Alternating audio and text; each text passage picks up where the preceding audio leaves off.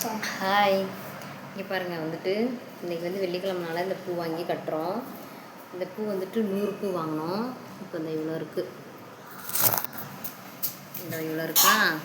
இது வந்துட்டு 60 ரூபான்னு வாங்கினோம். இதே வந்து நம்ம கட்டின பூ போய் வெள்ளிக்கிழமை சாமி கும்பலான்னு கேட்டோன்னா 100 வந்து 30 ரூபான்னு சொல்லுவாங்க கட்டின பூ. இப்போ இந்த வெயில் டைம்னால கொஞ்சம் பூ விலையெல்லாம் கம்மியாக இருக்கும். அதனால் நம்ம வாங்கி கட்டினா பிள்ளைங்களுக்கும் ஸ்கூலுக்கு வச்சு விட்டுக்கிறலாம். கட்ட தெரிகிறவங்க அந்த ஆனால் பூ கட்டி பழகிக்கிறதும் ஒரு வகையில் என்னைக்காச்சும் நமக்கு யூஸ் ஆகும். ஏன்னு கேளுங்களேன், இந்த மாதிரி நம்ம தாராளமாக சாமி கட்டி போட்டு நல்லா கும்பிடலாம். இன்னொன்று வந்துட்டு என்னென்னா,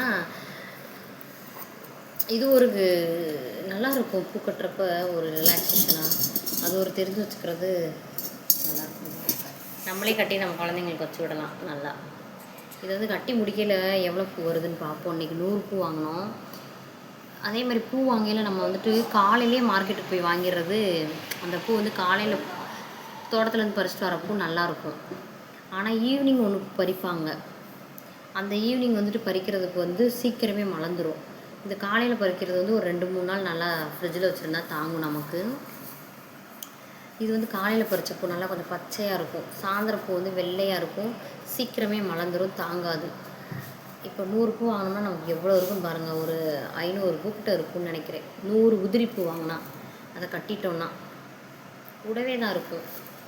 நல்லா சாமி கும்பிட்டுட்டு தலைக்கு வச்சுக்கிட்டு பிடிக்கலாம். ஃப்ரிட்ஜில் நல்லா ஸ்டோர் பண்ணி வச்சுக்கிடலாம் 2 நாளைக்கு. திங்கக்கிழமை பாப்பாங்களுக்கு வச்சுட்டு போகிற அளவுக்கு. இந்த பூ தான்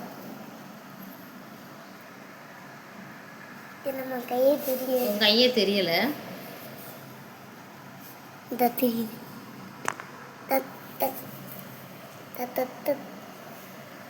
இந்த பூ தான். இது சும்மா அவங்க கொடுத்தாங்க. இந்த பூ தான் கொஞ்சோண்டு.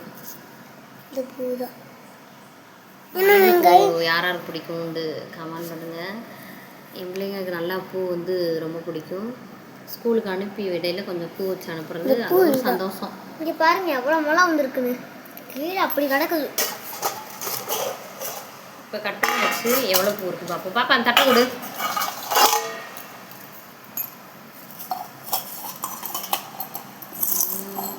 நூறு இவ்வளோ தரும். இவ்வளோ இருக்குது.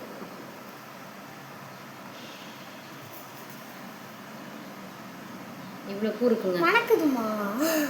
இவ்வளோ பூ சுருட்டி சுருட்டி விடுப்பா பார்த்தீங்களா, சூப்பராக இருக்கா. இதே மாதிரி வாங்கி நீங்களும் கட்டி யூஸ் பண்ணுங்கள். விலை கம்மியாக இருக்கப்போ வச்சுக்கலாம். நல்லா தாராளமாக நல்லா வாசமாகவும் இருக்கும். பாய். பிடிச்சிருந்தா லைக் பண்ணுங்கள்.